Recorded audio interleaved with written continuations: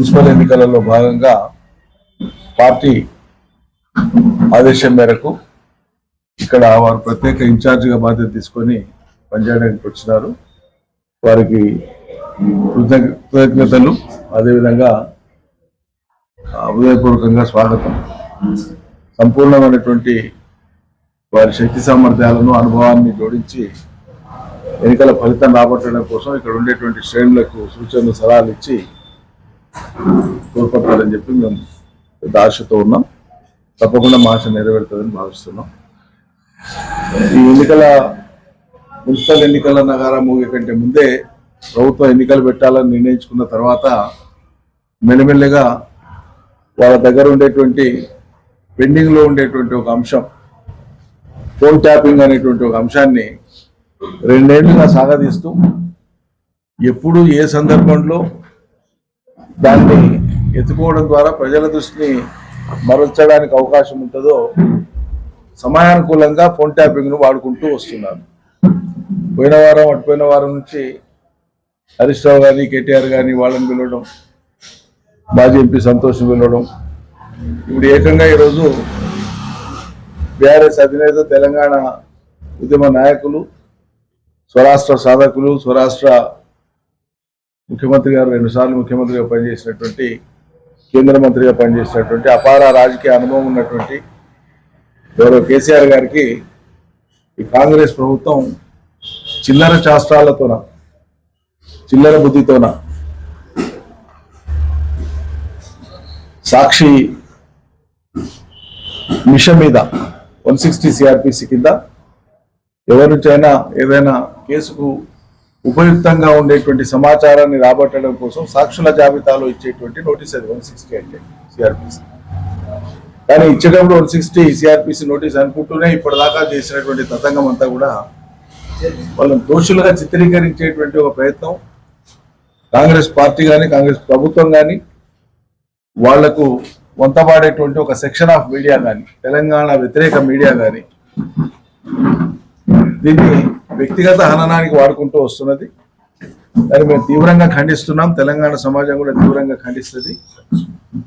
ఈ చిల్లర మల్లర శాస్త్రాలు, కేసీఆర్ మనోనిబ్బరాన్నో, తెలంగాణ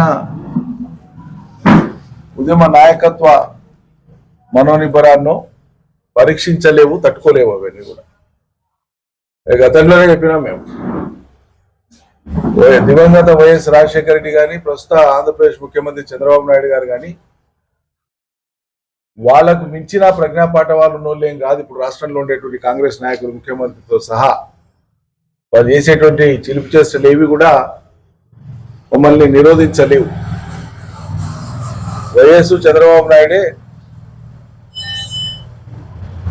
భూగోళంలో ఎన్ని రకాల అవకాశాలు ఉంటే అన్ని రకాల అవకాశాలను వాడుకొని తెలంగాణ ఉద్యమాన్ని ముందు అణచాలని, తర్వాత ఆపాలని, ఆ తర్వాత నిరోధించాలని, ఆ తర్వాత తెలంగాణని రాకుండా చేయాలని వాళ్ళు చేయని ప్రయత్నాలు లేవు. అటువంటి అన్ని ప్రతిబంధకాలను, అన్ని రకాల ప్రలోభాలను, అన్ని రకాల ఒత్తిళ్లను, అన్ని రకాల జులుంను తట్టుకొనే తెలంగాణ రాష్ట్రం సిద్ధించింది కేసీఆర్ నాయకత్వం. సకల జనులను ఏకం చేసినటువంటి గొప్ప వ్యూహము కేసీఆర్ తెలంగాణ ఉద్యమంలో ప్రదర్శించినారు, ఆ వ్యూహ శక్తిని. కాబట్టి మున్సిపల్ ఎన్నికల సమయంలో కేసీఆర్కి ఏదో నోటీస్ ఇచ్చినామనేటువంటి చర్చోపచర్చను నడపడం ద్వారా, చర్చను దాని చుట్టూ తిప్పడం ద్వారా రేవంత్ రెడ్డి సర్కార్ ఇచ్చినటువంటి, కాంగ్రెస్ పార్టీ ఇచ్చినటువంటి ఆ హామీలు ఏవైతే ఉన్నాయో, మోసపూరితమైనటువంటి హామీలు ఏవైతే ఉన్నాయో, ప్రజలను వంచిన హామీలు ఏవైతే ఉన్నాయో వాటి నుంచి దృష్టిని మరల్చలేరు.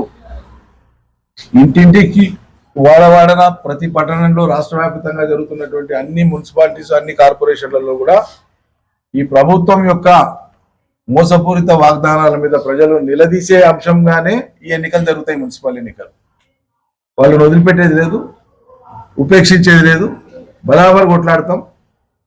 ఈ నోటీసులతోనో, పీటీసీలతో అయ్యేది లేదు, పోయేది లేదు, కాలయాపన తప్ప.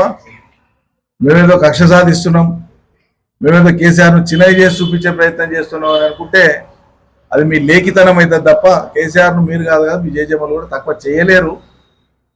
ఎందుకంటే మీకు అందనంత ఎత్తులో కేసీఆర్ ఉన్నాడు. అది మీకు అది అర్థం కావట్లేదు. ప్రజలకు తెలుసు అది.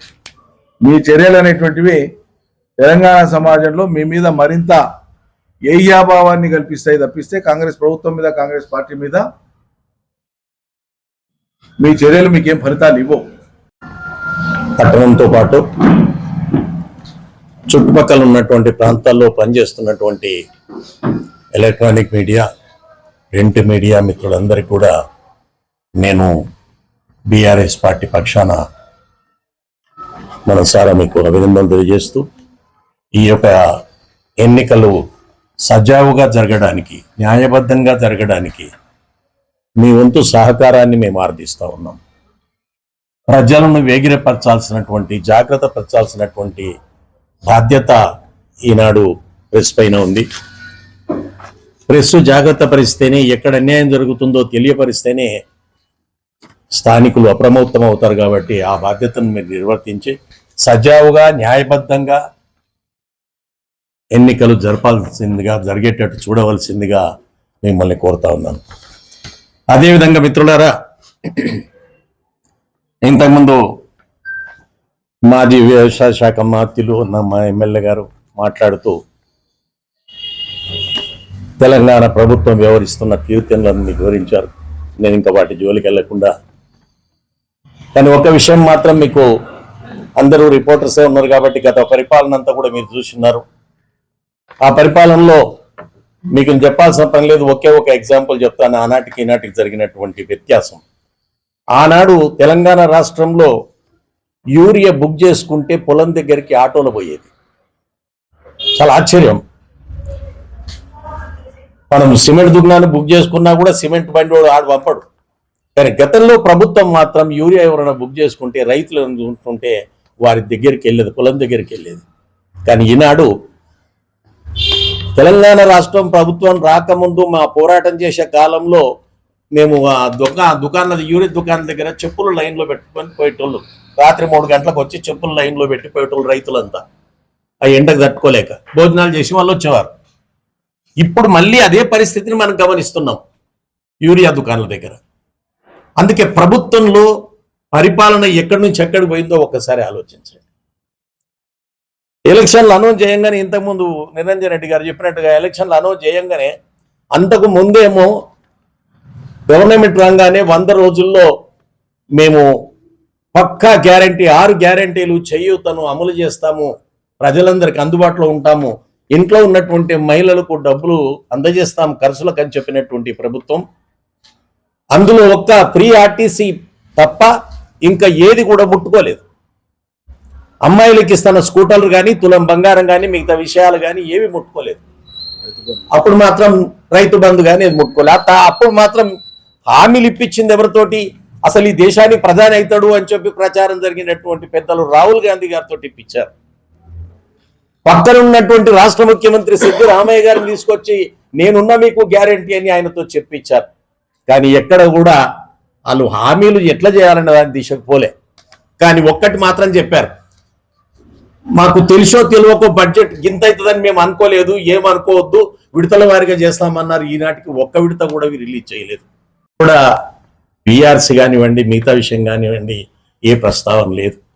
ఇవన్నీ ప్రజలు ఎక్కడ తిరిగి అడుగుతారో అని చెప్పి అవన్నీ ప్రజలందరినీ పక్కదారి పట్టించడం కోసం మాత్రం ఒక ఫోన్ ట్యాపింగ్ కేసు మీద ముఖ్య నాయకులందరినీ పిలిచేసి ఒక 5-6 గంటలు మాత్రం ఎంక్వైరీ పేరు మీద కూర్చోబెడుతున్నారు. ఈ ఫోన్ ట్యాపింగ్ ఒకసారి, ఈ ఫోన్లు లేకముందు ఇక్కడ ఉన్నటువంటి రిపోర్టర్స్ అంతా విద్యావంతులు కాబట్టి జ్ఞాపకం చేస్తా ఉన్నాను, మీకు తెలియదని కాదు. ఒక్కసారి టెలిఫోన్ సిస్టమ్ లేకముందు ఈ గూఢచారి వ్యవస్థ ఇలా ఉండే. ఈ గడ్డ భూమి పుట్టినప్పటి నుంచి గూఢచారి వ్యవస్థ, వేగుల వ్యవస్థ ఉన్నది. చాణక్యుల కాలం నుంచి వేగుల వ్యవస్థ ఉన్నది.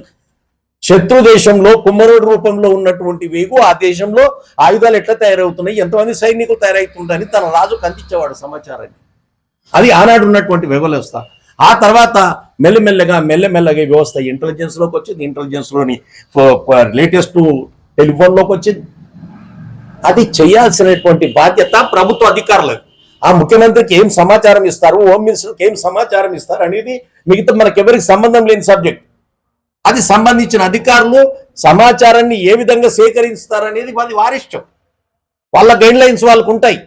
దాని పేరు మీద ఈనాడు టిఆర్ఎస్ పార్టీలో ఉన్నటువంటి ప్రముఖులందరినీ కూడా ఎంక్వైరీ పేరు మీద దృష్టి మరల్చడానికి ప్రయత్నం జరుగుతూ ఉంది. ప్రజలు గమనించవలసిందిగా నేను కోరుతా ఉన్నాను. ప్రజలందరూ విజ్ఞప్తి చేస్తా ఉన్నాను. ప్రధానంగా ఈ వనపర్తి పట్టణం అభివృద్ధి చెందిన దిశను ఒకసారి ప్రజలు జ్ఞాపకం చేసుకోని కోరుతా ఉన్నాను. నేను వనపర్తిలో ఎలక్షన్ సమయం వచ్చాను. ఆనాడు ఉన్న రోడ్ల పరిస్థితి ఏంటి, ఆనాడు విద్యా వ్యవస్థల పరిస్థితి ఏంటి, ఈనాడున్న పరిస్థితి ఏంటి, ఒక్కసారి ప్రజలు కూడా గమనంలోకి తీసుకోవాల్సిందిగా వారికి విజ్ఞప్తి చేస్తా ఉన్నాను నేను. కాబట్టి మిత్రులందరికీ కూడా నేను ఇంకా ఎక్కువ లోతులోకి వెళ్లకుండా ప్రజల్ని విషయం గమనించమని, అభివృద్ధి వైపు పయనించేటట్టుగా వారి దోహదం ఉండాలని, వారి ఓటింగ్ ఉండాలని నేను ప్రధానంగా అభివృద్ధి వైపు, న్యాయం వైపు ప్రజలు ఆలోచించి ఓటింగ్ చేయవలసిందిగా, అబద్ధాల వైపు మనం ప్రయాణం చేద్దామా?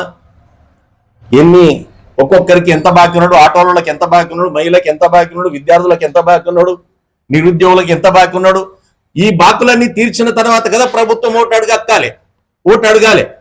ప్రభుత్వం బాకీలు పెట్టి మళ్ళొకసారి ఓటింగ్కి వస్తుంది. కాబట్టి వనపర్తి ప్రజలారా, తెలంగాణ ప్రజలందరికీ కూడా నేను చేతులెత్తి విజ్ఞప్తి చేస్తా ఉన్నాను. నిజం వైపు పయనించండి, అభివృద్ధి వైపు పయనించండి. మీరందరూ కూడా ఆ విధంగా సహకరించవలసిందిగా మిమ్మల్ని కోరుతూ, వనపర్తి పట్టణంలో ఈరోజు ఒక కమిటీ డిసైడ్ చేసుకున్నారు. నిరంజన్ రెడ్డి గారు అనౌన్స్ చేయొచ్చు, కానీ ఆయన అన్ని బస్తీల నుంచి, అన్ని మతాల కులాల నుంచి అందరినీ ఒక కమిటీ రూపాన్ని వేసుకొని, ఆ కమిటీ చర్చలు జరిగిన తర్వాత మాత్రం ఈ అభ్యర్థులను డిసైడ్ చేశారు. కాబట్టి ఈ అభ్యర్థుల గుర్తు ఖచ్చితంగా మొత్తం తెలంగాణ ప్రాంతంలో కూడా కారు గుర్తు, ఉన్నటువంటి బీఆర్ఎస్ పార్టీ గుర్తు కారు గుర్తు. ఆ కారు గుర్తుకు ఓటేసి ఈ అభ్యర్థులను గెలిపించవలసిందిగా, అభివృద్ధి వైపు నడిపించవలసిందిగా నేను మిమ్మల్ని అందరినీ కోరుతూ, నిరంజన్ రెడ్డికి సహకరించవలసిందిగా ఇక్కడ ఉన్నటువంటి పట్టణ ప్రజానికాన్ని, ఎలక్ట్రానిక్ మీడియాను, ప్రింట్ మీడియాను పదే కోరుతూ, ఈ రోజు ఉన్నటువంటి 33 వార్డులలో ఒక 4 వార్డులు ఇద్దరు ముగ్గురు పోటీ పడటం వలన, ప్రతి ఒక్కరు అభివృద్ధి చేస్తామని చెప్పి పోటీ పడటం వలన అందులో ఎవరు బెటర్గా ఉంటారని రాత్రికి ఇంకొకసారి సమావేశం జరిపి ఆ 4గురిని తర్వాత రేపొద్దున ఉదయం అనౌన్స్ చేస్తారు. ఈ రోజు మాత్రం క్లియర్గా ఉన్నటువంటి 33 మేము ఈరోజు అనౌన్స్ చేయబోతా ఉన్నాం. దయచేసి దాన్ని గమనించవలసిందిగా రిపోర్టర్లను కోరుతా ఉన్నాను. నెంబర్ 1, అన్రిజర్వ్డ్ ఉమెన్ కాగితాల శారద, వైఫ్ ఆఫ్ కాగితాల లక్ష్మీనారాయణ గారు. Number 2,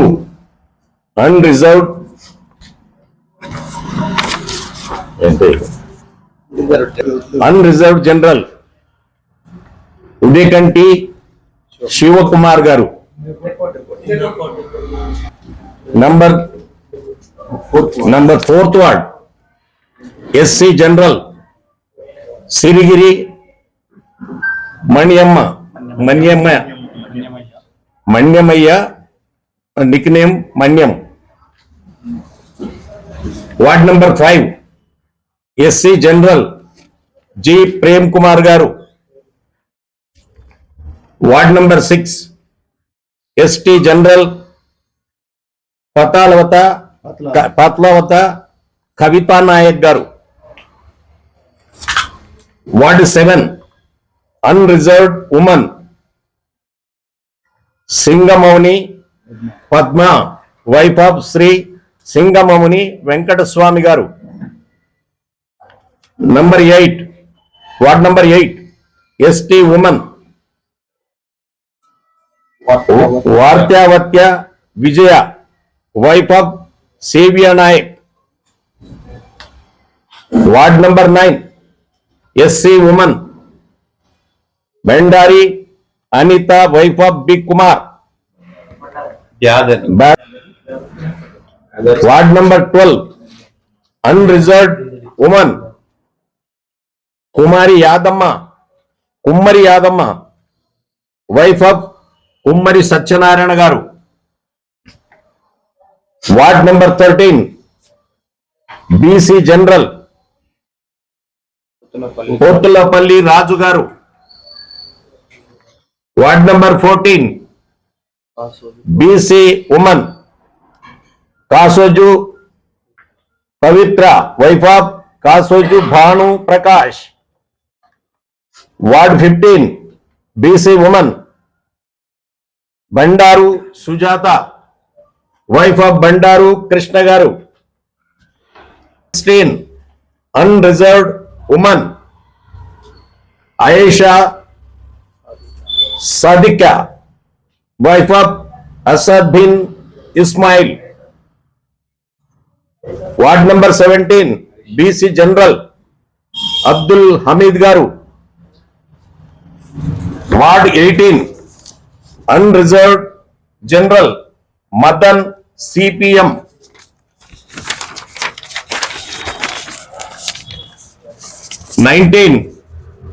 unreserved general Suguru Murali. Ward 21 unreserved general Putta Anjaneyulu CPM గారు. 22 unreserved women Arva Aruna, wife of Arva Srinivasulu. 23 BC general Pasula Srikar Goud, nickname Chintu. Ward 24 BC women Arepula Aruna, wife of Arepula Balayya గారు.